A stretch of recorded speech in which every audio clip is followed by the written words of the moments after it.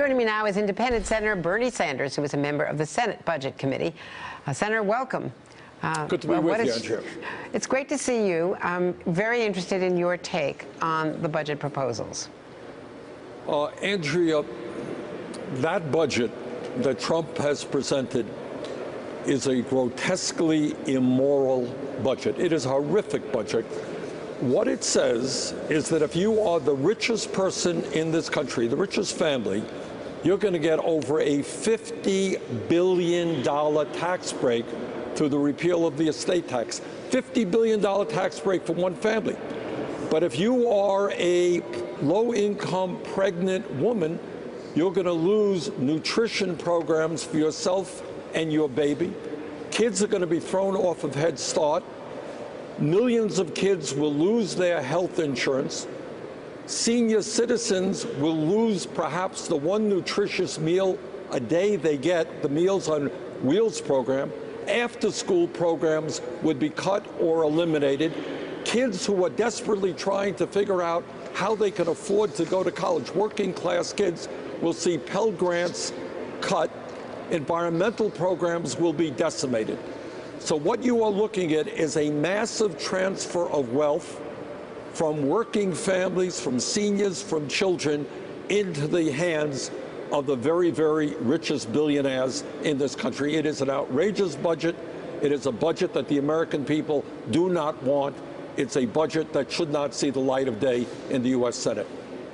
Now, the other point that is being made, Larry Summers wrote an op-ed about this, is that there is a $2 trillion double accounting, double bookkeeping here, because they are counting, first of all, they're counting on 3% growth over the number of years, which is very optimistic. It may bump up in the second quarter, but it's not likely to average out to be 3% at all. They're counting on a $2 trillion saving from higher growth to make it meet its mark, to be revenue neutral, and they're also counting on those $2 trillion to finance the tax cut that they plan to propose. So they're counting it twice. Look, this whole budget, like much of Trump's proclamations on many issues, is pretty fraudulent. What they're doing is hocus-pocus accounting. Among many other things, what they're saying is if we give hundreds and hundreds of billions of dollars in tax breaks to the very wealthiest people in this country, somehow it's going to automatically translate into economic growth and increase tax revenue for the federal government. Unfortunately, that is a theory that has never worked.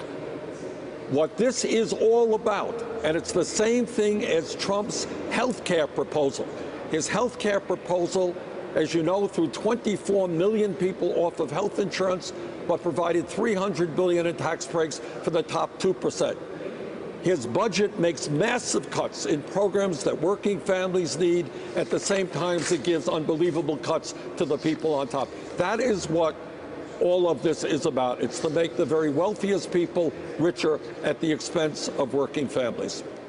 Now, I know that the president talks about America first, but if you look at the State Department budget, a 32% reduction overall, 31% in humanitarian assistance, 25% reduction in global health. What are the real costs here? Because Admiral Mike Mullen, the former chairman of the Joint Chiefs, is one military man who talks about the real costs of cutting global health, PEPFAR programs for sub-Saharan Africa at a time when people talk about defense and counterterror programs, that we're going to see the results in really Andrea, major ways in terms of the military needs. Your point is very well taken. And the issue here is if we are serious about trying to prevent young people around the world from becoming terrorists, from becoming anti-American, they have got to know, poor people all over the world have got to know.